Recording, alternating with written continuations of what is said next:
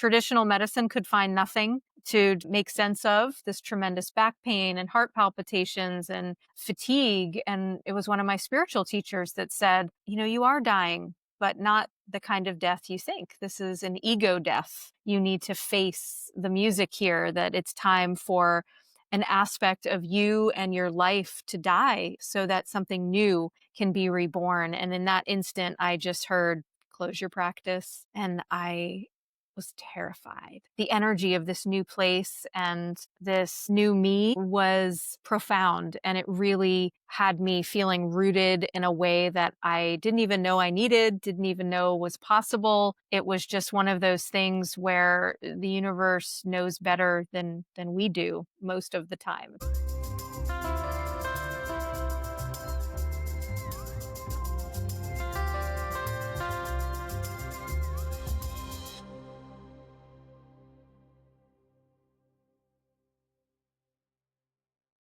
This episode contains discussions of trauma, abuse, and other potentially sensitive topics that may be activating for some listeners.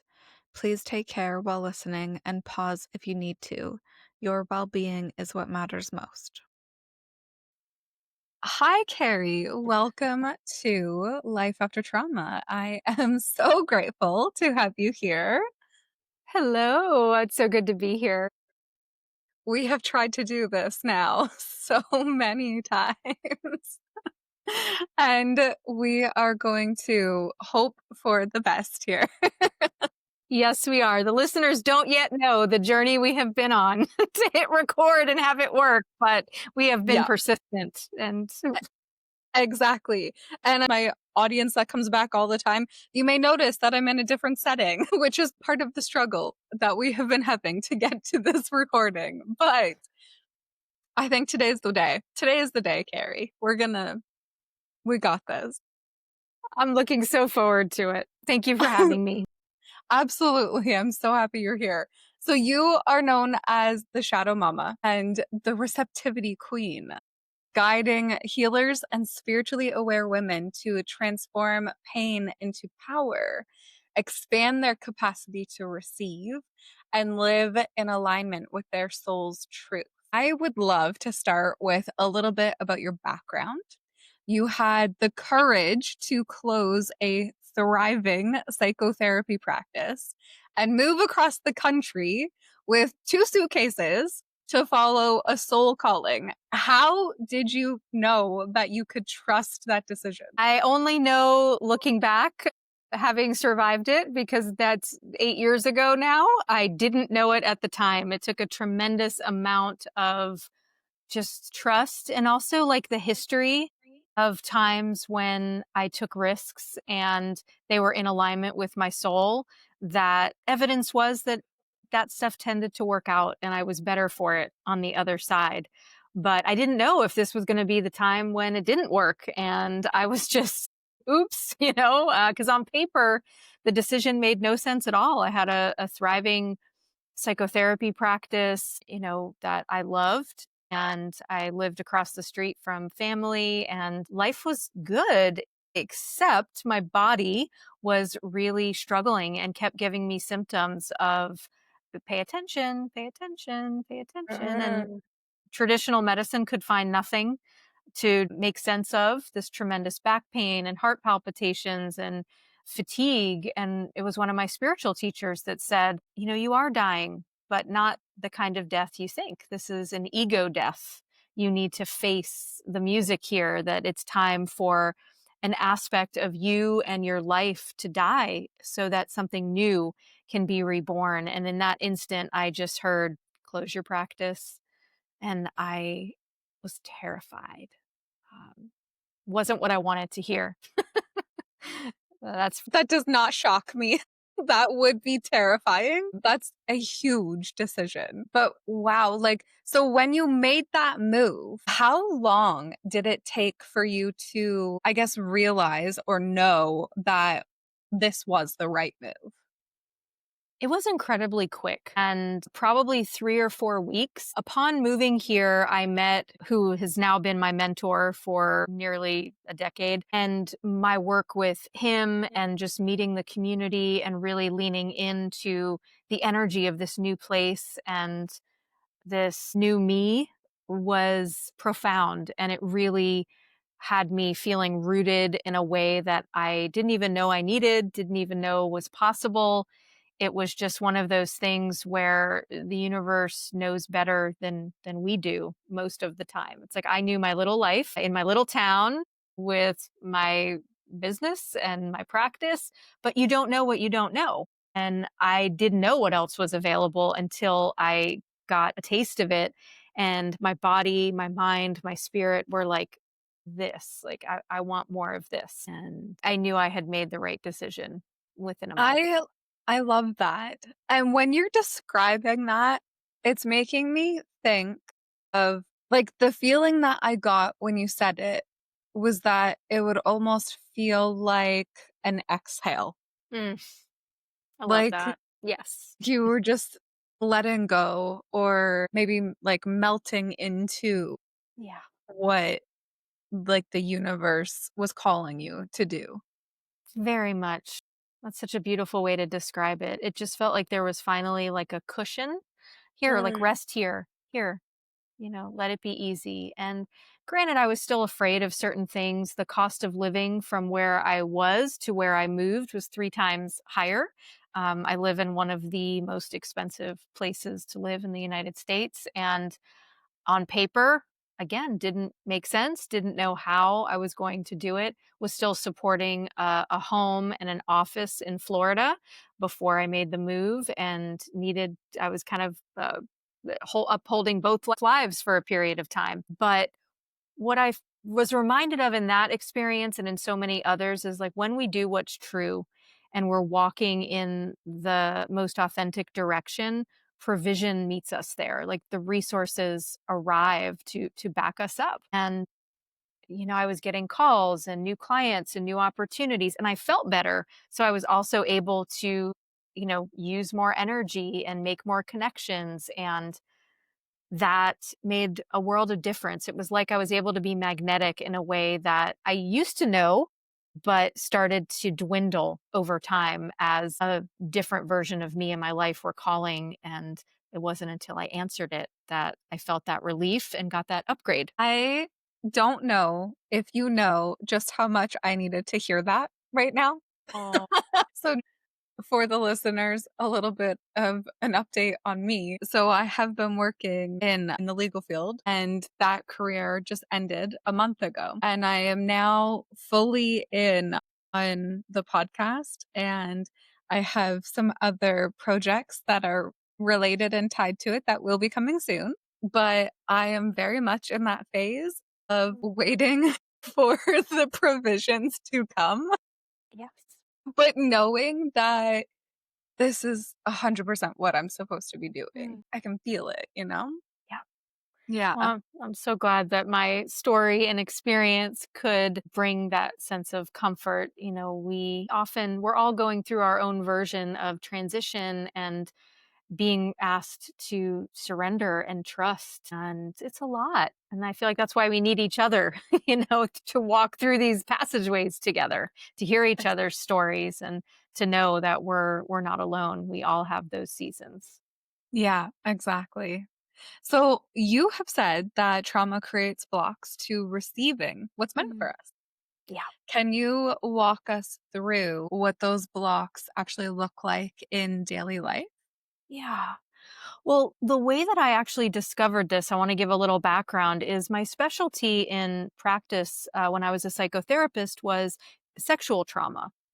And when we receive without permission, that creates trauma. And then we have a decision to make. And oftentimes, to protect ourselves, that decision is I'm not going to make myself available. I'm going to close down. I'm going to have boundaries, which oftentimes what we think are boundaries is actually armor. A boundary Mm. keeps out what doesn't belong, but it allows what is needed to come in. Whereas armor is like nothing in, nothing out. This is like lockdown. And for survival, those mechanisms get put into place. And over time, they build and build and build. And it makes it challenging for us to feel safe to relate to life. Hmm. And that can create blocks. We can keep out relationships or the quality or standard of relationship that we're actually desiring and deserving of. That can keep out resources, opportunities. It can keep us disconnected from the divine. So where we don't hear creative downloads and information and wisdom that could connect us to a next meaningful step. While I'm not practicing in that way anymore, as I started helping entrepreneurs to step into their purpose, I was finding that it's not as simple as do this, that, and the other thing. I know the marketing plan. I know the 3 steps that I read on every Facebook post about what I need to do to market. But when I go to do those things, nothing happens, or I feel paralyzed, or I'm frozen, or I'm doing it, but I'm not being responded to. So I started noticing that in a lot of people. It wasn't unique to anyone in particular. It was a theme Yeah. across the board. And not just with sexual trauma, it's emotional trauma. It's anytime we're hurt and we decide that it's not safe to be in the world, to relate, to connect, to be big in our energy, it creates, contraction, shut down. And we need to thaw out. We need to know where those places are. We need to thaw them out, and we need to become available so that life can move toward us and we become available to it again. Wow. So, how do we find those blocks within us? And then what do you think would be that first step in Yeah. thawing that? Yeah. It's such a great question. I wish the answer, on the one hand, the answer is really simple, but on the other, it takes time and commitment. And so it's one, a willingness. Like if something's not going the way that you know it could go in your heart of hearts, if you are not feeling that fulfillment, if your relationships or your, purpose life, or you're just not feeling that fulfillment, then that's a clue. Okay, there might be something here. And a question you could ask yourself is, what am I afraid would happen if the quality of my life improved? And that might Mm. sound kind of silly because it's like nothing. I'm not afraid of anything. I want the thing that I say that I want. I want the partner. I want to be treated better. I want more resources. I want more joy. I want more health. And of course, there's an aspect of you that absolutely wants that and is ready for it. But we want to make contact with the part that is scared of that, or doesn't know what to do with that, or doesn't relate to feeling worthy or deserving of that. So once you touch that fear, I would ask you, where do you feel that in your body? And again, could be a simple question, but when we've spent so much time not feeling safe in our body, being disconnected from our body, you might have to ask that question again and again and again. That begins that thawing process. That starts to connect us with, ooh, I didn't even realize I'm holding my tummy in, or ooh, I'm holding my breath, or oh, there's a little tenseness in this left shoulder. And these things can be very subtle, or they can be super significant. You might notice them right away, or it might reveal over time. So I say that it's as complex and as simple as that. This isn't really magic. It's bringing presence and awareness to things that have been out of your awareness. And through that, yes, there are sometimes interventions and other steps that need to happen, but never underestimate the power of presence and like the wisdom of the body to, once you bring your attention to it, for it to know what to do, to soften Mhm. and let go and give you more access to inspiration, information, uh, and what you need to know next. I completely resonate with this. I've had people come to me and ask me for advice on something, and I'll usually just tell them, like, you already know the answer. I can try and help you get to it, but you already know. And it's so true, though, that our bodies know exactly what we need. Yeah. And It is hard though, like you said, to get to that point of coming back into your body and reconnecting. And especially, I find being able to pinpoint where that sensation is, where you're actually holding that block. And then being able to name it. Because I feel like being able to name it is important, but that is really hard to do. Absolutely. And there's naming it, and then there's feeling safe enough to feel it. It's like a lot of this has been stored for a long time, and it's been stored for good reason because it doesn't feel good and it's not easy. And when we don't have the support at the time of a trauma and we don't feel safe, we don't feel seen, we don't feel heard, that is like, okay, well, I'll tuck away. And when it's safe later, I'll come out and I'll have the time and space. And I love what you said, like the wisdom of the body, and also making sure that when you are seeking support from someone, that you're working with someone who is helping you to come back home to yourself. They're not Yes. pretending to be the expert on you and your body, your process. They're not perpetuating the trauma by doing things without your consent or permission or pushing you beyond your range. Trauma work is often, it can be miraculous, but it can also be slow and Yeah. steady. And it requires the nervous system to open little by little by little for the change to be sustainable. Hmm. Sometimes there is a spontaneous healing, uh, and we're in a dense three-dimensional reality here, and things take time in this body, and we don't want to rush it because that has consequences too. So it's okay to pace yourself and to be picky about who you welcome onto the journey of supporting you. Oh, completely. Yes. Often people feel like they're doing everything they can to move forward, but it's as if something keeps pulling them back or splitting them in different directions. How does trauma create that inner conflict? And what does it take to bring ourselves back into alignment so we can move forward with clarity? I love this question. You know, what occurs to me is that when we have something from the past that needs our attention and we're not tending to it, I think sometimes we think we're tending to something, but from what energy are we actually doing that? Often it's like, I want to be done with this. I want this part of me to go away. I want to fix this. Something is broken, right? And parts of us don't imagine saying that to a friend of yours. Just get over it. Get rid of this part of you. This is ridiculous. You should be over this by now. It's happened so long ago. We would probably not be saying that to someone that we loved. But yet, it's the approach that we often take to healing ourselves or attempting to heal ourselves. And then we wonder why it's not working, why we're stuck, why we're in conflict. So, step one, notice how you're actually approaching your healing. You've got an aspect of you from the past that is suffering and struggling. And then you have the present day aspect of you that wants to move forward, that wants to feel better, that wants to feel free. And the way that we reconcile that is to take our present day self, turn it toward that past self that is hurting, that is suffering. And we bring care and compassion there. We find out, what does that part of us need? What do you need to feel safe, to feel secure, to trust me, to help us walk forward out of that dark season into, the beauty of this present moment. I really love that answer. It feels like that kind of ties in with like inner child work as well. Very much parts work, inner child work. Yeah.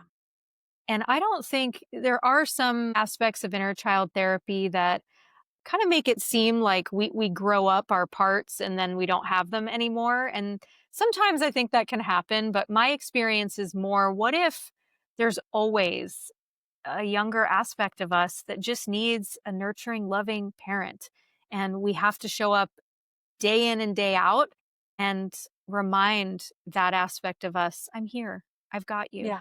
You don't have to do the big scary thing alone, right? It's not Ever. like I love it when people, "Oh, I did inner child work." And I'm not saying that you said this, but I find it interesting as a collective, we have this thing, "Oh yeah, I went to therapy in 2001 and I did my inner child work." It's like, "Oh honey, no, that I do inner child work every day." I was gonna say, I don't feel like the inner child ever goes away because we're always going to be afraid of something. Yeah. We're always going to have areas where we're struggling with maybe like self-discipline. And you kind of have to step in as that parent and be like, well, no, like I know that this is what's best for you. So I need you to do it. Yes. Very much. So, yeah, I don't think that that ever really goes away. Well, we're on the same page about that. I love that you know that and get that. I think that's where real healing happens. It's more about the relationship that we have with ourselves as we evolve and grow and get relief from certain symptoms, certainly, but also know how to be with those things that we don't prefer, those things that don't Mhm. feel good. I think that's part of maturing and becoming, adulting is learning how to be with discomfort and how to show up when life gets hard and we have to do Yeah. things we don't love doing all of the time. I will say as well, though, maturing, I definitely agree with you that that's part of it. I do think that that is also tied to healing because I Very think that much. there were times where maybe I wasn't so far along on my healing journey. And that was, I feel like I had so much harder of a time to give myself self discipline. I heard something the other day that might fit here, and that is the relationship between self-compassion and self-respect. Like when we respect ourselves, which requires a certain level of healing to be done, then all the decisions we make will naturally be self-compassionate because they're made out of respect. But it's also not colluding with like, oh, I don't feel like eating healthy today, so I'm going to eat that thing that I know doesn't agree with me because I want it, right? That's like that childish throwing, caution to the wind. And it's not really self respecting, but it might feel compassionate and like we want it at the time. So I thought that was an interesting distinction. That's really funny you say that because I can't have dairy and I have been craving a pizza for the last 10 years. Like, do you know how many times I have thought, "You know what? I'm just gonna have it. Yes. Yes. I'm just gonna have it and I'll deal with the consequences." And every time I am happy to say that I have been able to be like, "Well, no," because, like, 1, I don't wanna feel sick, and 2, I wanna be able to go to the gym in the morning. How Like, you expensive know? is this pizza? Is it really gonna be worth it? And that's why I use that example because food's a big one for me too. Gluten doesn't agree with me, and my parents owned an Italian restaurant my whole life growing up and specialized in pizza, so I get it. And there's no gluten-free pizza. There's some that's delicious, but it's not the same, It's and not the same. there's fake cheese, but it's not cheese, It's you not know? the same. I get you. I get you. Oh, wow. Yeah. So let's talk a little bit about shadow work. Mm. You are known as the shadow mama. How do you define shadow work? And how can working with our shadow actually help us uncover hidden gifts? Yeah, my clients are so special. I was doing retreats for a while and they started calling me Shadow Mama I'm just warmed by that. For me, shadow work is uncovering what is hidden. And I think it has some people really understand that, but for some it feels really scary and they think that only bad things are hidden. Mm, And what I want people to hear is that really incredible aspects of ourselves and our experience can also be hidden from us because so much is kind of buried on top. So there's something really precious about, yes, uncovering the wounding and pain that needs our attention. But underneath that, there are treasures and there are aspects of us that we may have been taught implicitly or explicitly over time that are not welcome. So I know as a kid, I was incredibly opinionated, very loud. I knew what I liked and didn't like, and I would shout it from the rooftops. And that's not always convenient for parents. And I got the sense that, like, being who I was in my full expression wasn't really a good thing. It didn't get me the connection or the belonging that I desired. So little by little, that got tucked away. Be quiet. Don't be too loud. People don't want to see that. Don't dance too big. People get jealous. People, meh, all this story. And so as I have uncovered and shined a light in some of those places, I found an element of my authenticity that got to be reintegrated and included in my life. And then I got to find the people and the places where who I actually am was welcomed and I don't have to hide myself, because it's incredibly expensive emotionally, spiritually, physically to not be ourselves. And it's not free, right? It might get us attention or belonging for a moment, but over time, that stuff that we're not expressing has to go somewhere. And if it's stuck and stuffed for long enough, it begins to wreak havoc on our body, our mind, our spirit, and create real challenges that become hard to identify. Like, what is this pain in my stomach? And it's like, was it something I ate? Nope. Go back further. Go back further. That's like an introduction to the value of shadow work and how I define it. Yeah, I really love that. If I'm being completely honest with you, I've obviously heard of shadow work. I have not ever dove into shadow Mm, work. And there is definitely a block for me with it mhm, because I have thought about it on many occasions. mhm. And I know that I should do it and I need to do it. But anytime that I think about it or sit down to do it, I feel blocked. Yeah. And I think it's probably what you said at the beginning. I think I'm afraid of what's going to come up Yeah.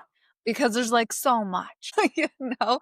Even though I've been on this healing journey for 15 years now, Yeah. there there is still, I know there's still stuff in there to come up. So I'm sure I'm not alone in feeling this way. Yeah. So for others who are feeling that block, what would you recommend to us to help us maybe work through this? Well, the first thing I'd say is congratulations for your courage to be honest and to go, hey, this is scary and I haven't dove into it yet. The other thing I would say is you've probably been doing it and not known that that's what you were doing. I mean, anything that you've excavated, anything that you've brought to the surface, anything that you've looked at and tended to that was once out of your conscious awareness is shadow work. So I think Mm. the scary thing is setting the intention and like walking through the dark cave, right? That's, I think, what we think it is. But when we normalize, like, I've already done some of it, I am doing it. And there's also no rush or force. The other thing that I think would be fitting here is your psyche won't give you what you're not ready for. Yeah. So part of it is setting the intention, like, I would like to see what would most support my healing next. And there's a level of trust that you begin to build with your body, with your psyche as that happens, that it won't, you can intend for it to be as gentle as possible, but I'm not going to lie, this path isn't always rainbows and unicorns. You haven't tucked it away for no reason. When I reconnected with that little girl who had so much to say and so much to express, it was a beautiful reunion on the one hand, but it brought incredible grief for the amount of time that I was disconnected from that version of myself. And I had been believing I was something different than who and how I like actually am at my true essence. And so even in the beauty of that reconnection, there was also some pain to face. But that's what I Mm. would say is that you're stronger than you know. And you've already lived through everything that you will remember. So you've survived it. And now it's reconnecting to the wisdom of that, the learning that you now have and can apply in your life because of it. And you'll only get what you're prepared for. I've been doing this work over 20 years, and I've never met anyone who got something that they didn't always feel ready for it, but they, with support, were able to move through. Yeah, and I do completely agree with that. I believe that we're given, even if we're not just talking from within Yeah. ourselves, but like from the universe or whatever, I think we Yes. are only really sent lessons that we can handle in that moment. Yes.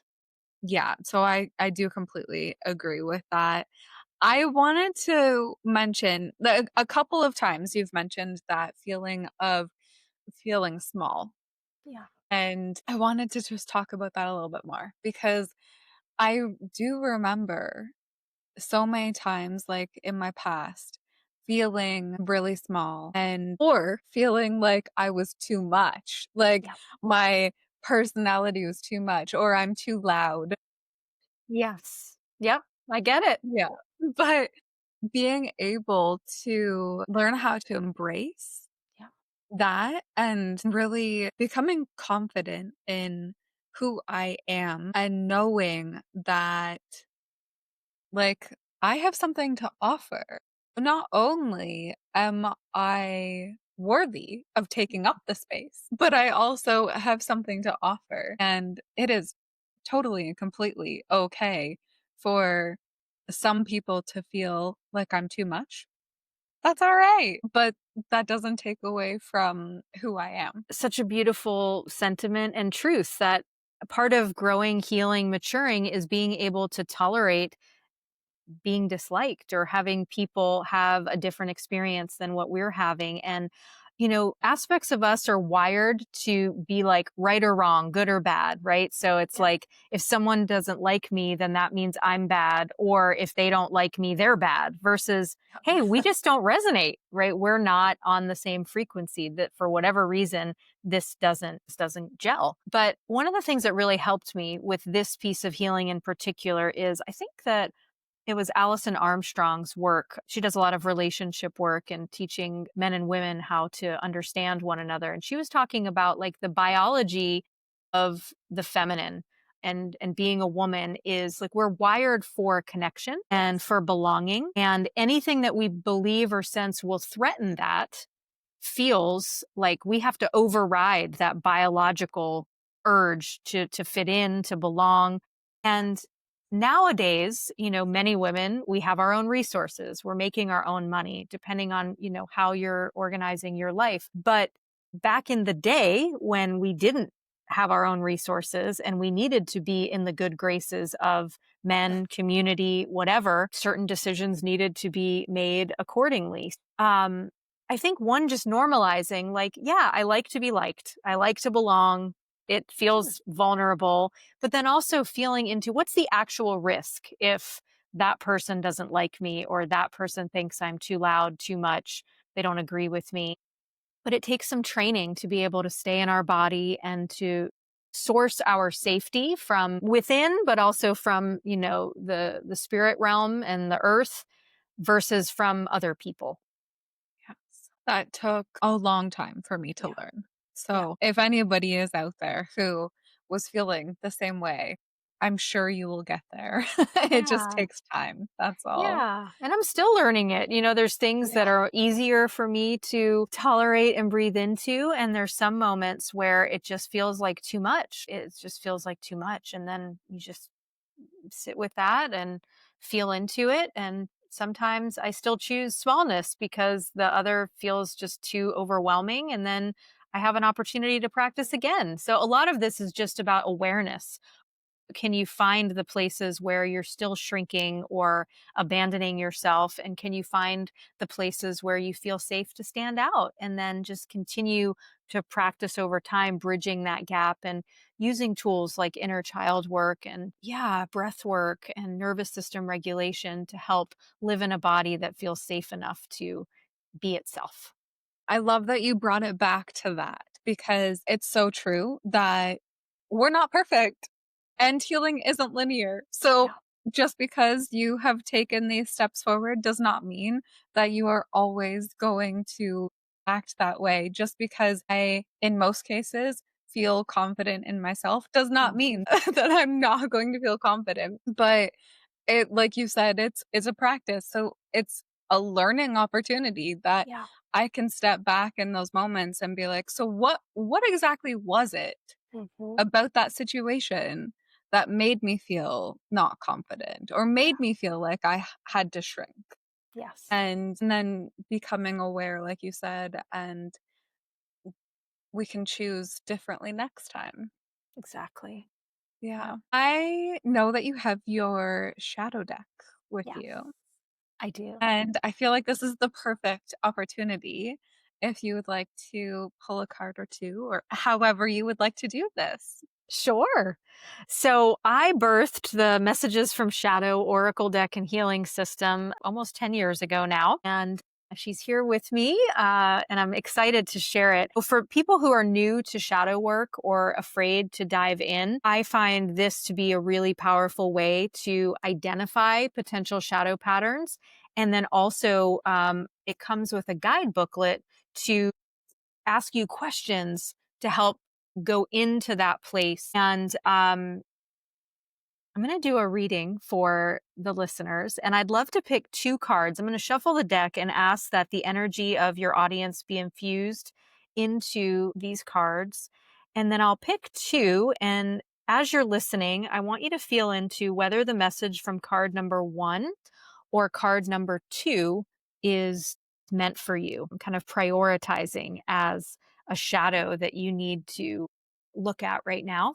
And then we will, yeah, do some healing around it. Let's So, do it. okay. And I just also want to say these cards were born. Remember that time I mentioned at the beginning when I was just suffering in physical pain and not yet acknowledging that I needed to retire my psychotherapy license and close the practice and move. And I was looking to all of these tools, oracle card decks and different things, and they kept telling me everything's great, you're on track. And I'm like, well, then why does my life feel like crap? And I like, yes, at the larger scheme of things, I know everything's going to work out and be fine, but like I need more guidance. Like please point me to something that I need to see right now that Yeah. would help me like understand what I'm missing. And I was in meditation one day and all of a sudden I started getting all of these words, control and abandonment and manipulation. And I'm like, what is going on here?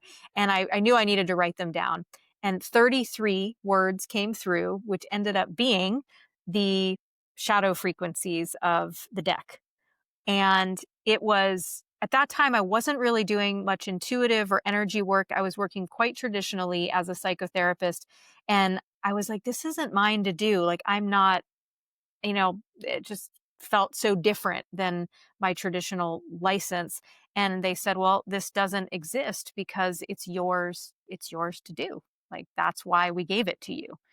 So that was another part of a lot of our pain too comes from because we need to upgrade our identity and see Mhm. ourselves more wholly because we're only seeing ourselves as a mother or a partner or this for our job. But there might be another path that's trying to open that this work can help open up. So, okay, everyone take a breath. I have two cards here, both very powerful energies that are ready to clear and open for you. So just listen to whether number one or two is meant for you and just hold that number in your awareness and I'll go through them one by one. So the first card, do you want to share your number, Jess, or do you want to keep that to yourself? I will share. I'm feeling two, which is interesting because I never choose even numbers. Okay. Well, wait till you see it. It's good. You're going to know why. It's going to make all the sense in a minute. The little bit I know about you and what you've shared already. So Okay. we'll do number one first. And this is the shadow of prostitution. So don't be freaked. I'll give you some more. So the energy of prostitution is about uneven exchange, right? It's about selling yourself out for something that you're getting the short end of the stick, right? You're taking less than you deserve. And all of the cards resonate with a particular chakra or energy center. So this particular energy clears in the sacral chakra, the womb space, under the belly button. And this is about receiving. This is about knowing what you're worthy of receiving and being able to let that in. So there's a healing mantra that goes with each card. And I'd like to share the mantra for this card. And as you say it, you begin to reorganize this energy and let this pattern clear out of your system. And also to take responsibility for, where are you saying yes when you mean no?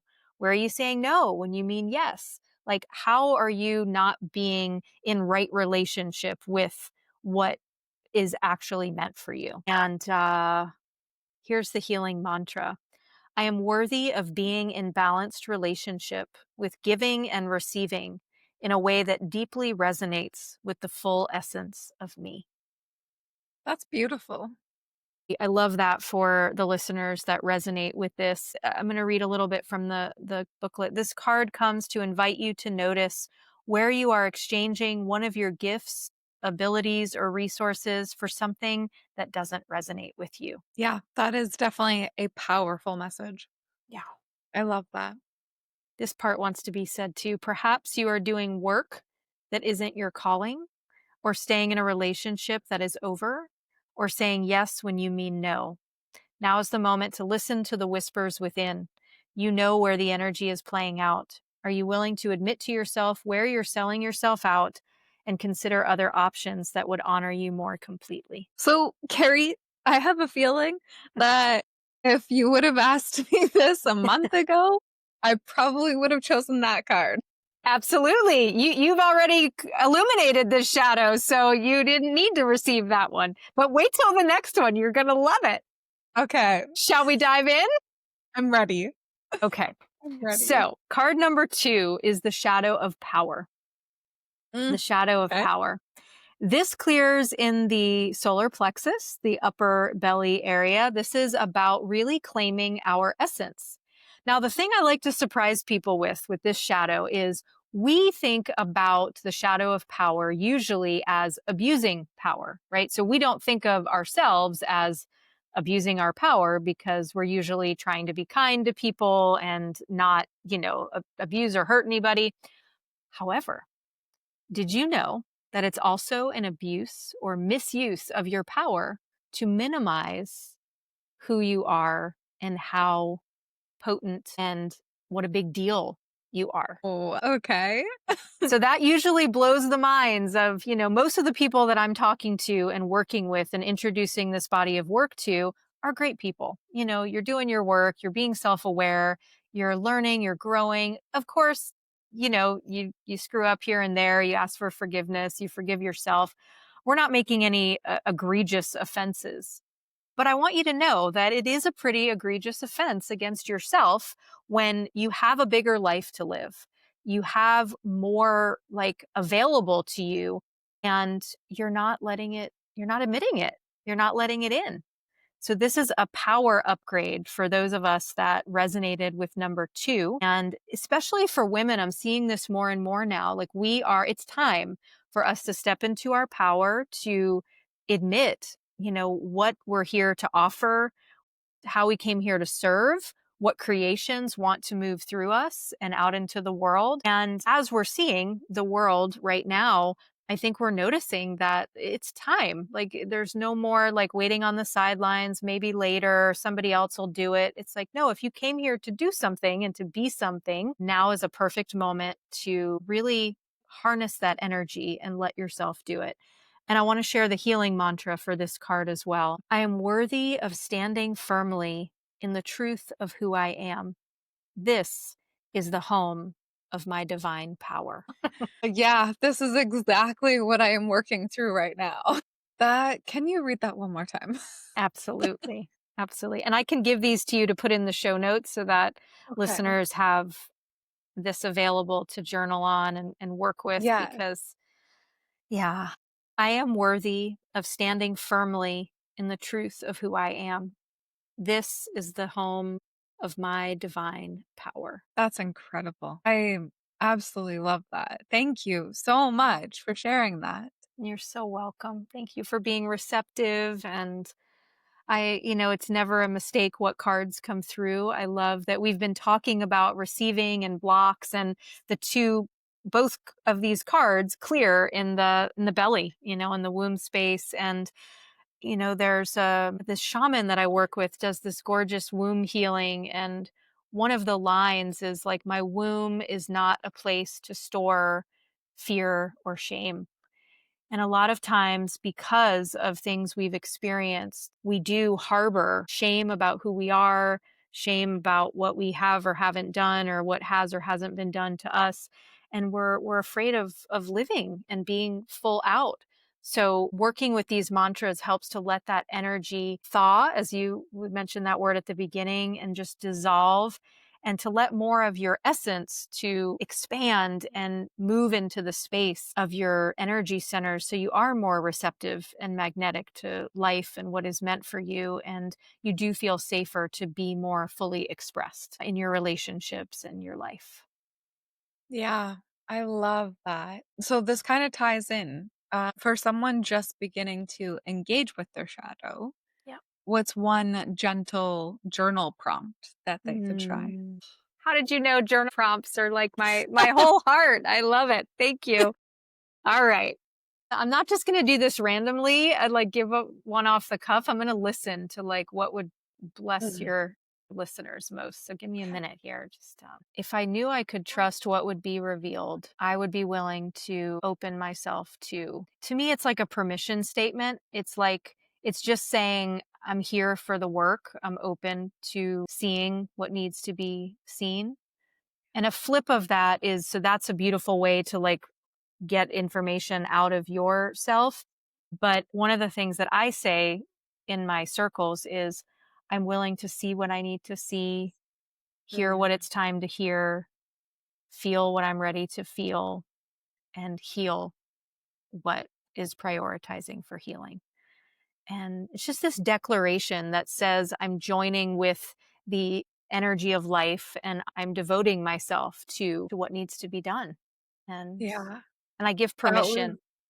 Yeah. yes, that was beautiful. I will also put that in the show notes so that anybody listening can journal on that because that felt precious. It was meant Specific. for us right now. Every space has an energy, and I can feel just the quality of your listeners. And the word I hear is just ready. Like I feel a readiness. There might be fear, but there's curiosity, there's readiness. And sometimes, that's probably why you're listening today. If you're hearing this, is when we're ready, the information appears. We feel inclined to hit play on something. Maybe you're always listening to Jess's show, or maybe this is your first or second time, but I don't think things are random, and resources show up when we're ready to receive them. Yes. I want to shift a little bit. Yeah. You teach that receptivity is the precursor to abundance. Mhm. What's the difference between just receiving and being truly receptive? Mm, I love it. To me, the difference is receptivity is non preferential. It means that I'm not like I receive like a gift that gets delivered, and you let it in, and you let it bless you in the ways that it's meant to bless you, versus like, no, no, no, no. And this doesn't mean we don't have boundaries. It doesn't mean that, we're just tolerating nonsense. That's not what I mean. I mean letting life bless you, and being open, and trusting that even the things that might not feel great in the moment, that they didn't come by accident, and there's a rhyme, there's a reason, and really being open to life, letting life work its way through us. To me, that's receptivity. Another way that I would put this is the difference between receiving and taking. Taking is like, mine, like I am entitled, but receptivity is a very humble position. It's like, I am so touched that there's so much here for me. I let life offer me its gifts that come through people and experiences. You talk about mature manifestation. Mm. How does that look different from the typical manifestation practices we see everywhere? It's actually what happens right before we uh share a desire, or so let's say you want something, right? Maybe it's an amount of money or an upgrade in a relationship, or something in your home or an experience. And typically those desires are coming from our ego, just like, I want that, like, give me this, I want that, that would make me feel better. And there's nothing wrong with that. Having human desires is a part of life, and you need to be in touch with those. And it's a great practice to do that. What mature manifestation is making sure that what you're asking for is actually for you. So the precursor to the question is, like, help me want what you want for me. Mm. Universe, God, divine, soul, like it's making sure that your requests are actually going to fulfill you because you're asking for what is for you. So it's really just like a reuniting with what is actually for you. And I find people say, I don't know how to manifest, or my manifestor's broken. It's like, whatever's in your reality, congrats. Like, you're a manifester, right? But because we often have things that we don't like in our reality, we then judge. The other part of mature manifestation is, are you creating your experience or not? Like, you can't, it's only owning half of your power if you're like, when things happen that you like or prefer, you think your manifestor is working, and when things are happening that you don't like or prefer, now you're not a manifestor, right? Yeah. The reality is we're always relating to life, and our conscious mind is not the one often doing the manifesting. It's like, no, I didn't want for that thing to hit my windshield when I was driving, but nonetheless it did. And it's not like we manifested, like we asked for that very thing to happen, but there's a lesson inside of that. There's something that our soul was, whatever. And when we can start to look at life from that standpoint, like, how did I benefit from this? Why did this need to happen? How did I participate in this happening? You start to take your power back, and you feel that power and become a more active participant in your experience of reality.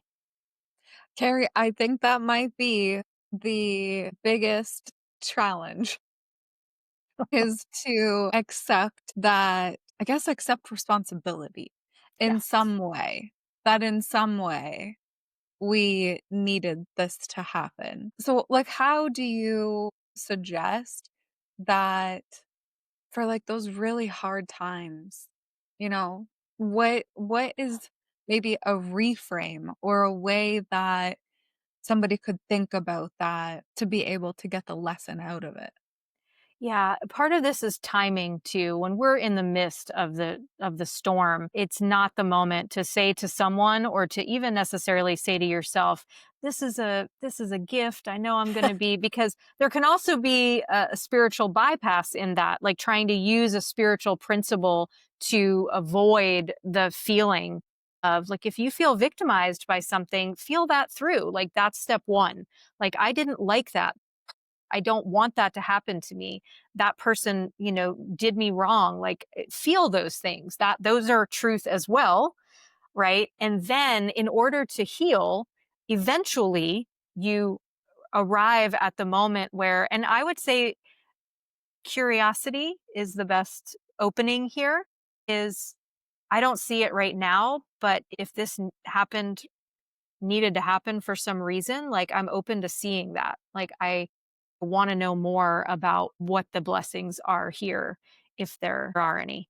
So I would just say, open the door, again, giving permission for that to drop in, and then just go about life. And you'll probably be surprised at, like, if that didn't happen, then I wouldn't have met that person, or that wouldn't, it's like it all starts to come together. Exactly. Way like in the future, I'm sure we've all had moments Yes, for sure. where, like, right now, we can look back and be like, "Oh my gosh, like, I didn't know why that happened then, and it sucked. It Yeah. really sucked." Yep. But now looking back, I can totally see why this needed to happen. Yeah.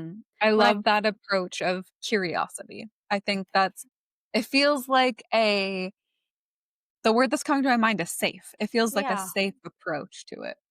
Yeah, I'm not a fan of like affirmations that we don't believe or forcing ourselves to like buy something that doesn't feel true. So I think curiosity is a nice way to meet ourselves where we are. If there's a blessing here, I'd like to see it.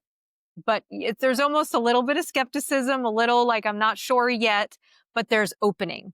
And opening creates receptivity, right? We have to be receptive to get information, to get resources. So that opens the door. I feel like especially with trauma, you really like you close your heart and kind of just your life in general because we go into survival mode and we're so focused on literally just surviving. And it is so powerful and such a heartbreakingly beautiful moment when you can open your heart again. I wonder if maybe you have anything more that you could share about being able to open your heart. I think it's one of the most revolutionary choices we ever make when we're so hurt and we Yeah. choose to open again. For me, this is permission to move slowly, permission to acknowledge that it is closed, and taking responsibility that it is a choice. Yeah. You chose consciously or unconsciously to close your heart for protection. And that was smart. It was wise. It was necessary. And we honor that. And living with a closed heart isn't helping us anymore, right? It's hurting us. It's an expensive choice to make, and you have a right to make it. But if you want to experience more or different, life, that choice to open again, even though like what I'm hearing is, even though I'm scared, I'm willing to slowly, one breath at a time, practice opening and noticing who it's safe to open around, who holds you tenderly when you're in that vulnerable space. I think that's really beautiful. And when I said heartbreaking, I feel like it's like when it happened, it was like my heart just cracked open. Mm, yeah. Like it doesn't, at least for me, it did not feel like a soft moment. It felt like I literally had armor or a Mm, shell around my heart that cracked open yeah. and Yes. just everything came pouring out, just overflowing emotions. Yes. And yeah, healing isn't always easy, pretty, feel good, and the rewards on the other side of an opening like that, and it can also be physically painful. Like sometimes when I've been in grief or heartbreak, heartache, or I'm excavating another layer of my heart, because there's always more, there's always another, it's not just open or closed. It's like this little part's open, but this one's protected. And, um, I've felt physical discomfort and sensation, and the heart's always talking. You hold profound space for others. What is the inner work you continue to do behind the scenes to keep yourself open and receptive? Gorgeous question. I love that you know that I'm doing things behind the scenes. I find it, for me, it's not optional to like opt out of my own work while I'm holding other people. To me, it's an ethical responsibility to continue to go deeper into my own spaces. And so I do that in a lot of ways. I have my own like personal practices of shadow work, and I do a lot of body work and somatic work. Currently, I'm doing a lot of ancestral healing, working with frequency and sound. And yeah, it's like a combination of physical, energetic. And so I have several practitioners that work with me, my body, my mind, my spirit. I typically try to stay a step or two ahead of those I'm serving so that they can trust the container that I hold, and that there's not going to be something that they bring up that's going to throw me off. It's like, I've got you. I've got this. I've walked that terrain.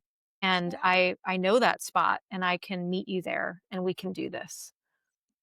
So, Keri, our final question. What does life after trauma mean to you? Hmm. It just means liberation. It means connection and fulfillment and safety. I feel like there's always more layers of trauma to uncover and to heal. But I feel like when we face any aspect of a trauma or, you know, our yeah, life is traumatic, but the birth process is traumatic. So none of us are trauma free.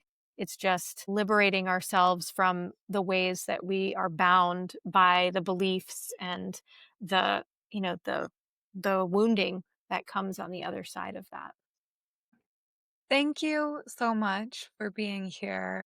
Do you want to share with the listeners how they can find you and work with you?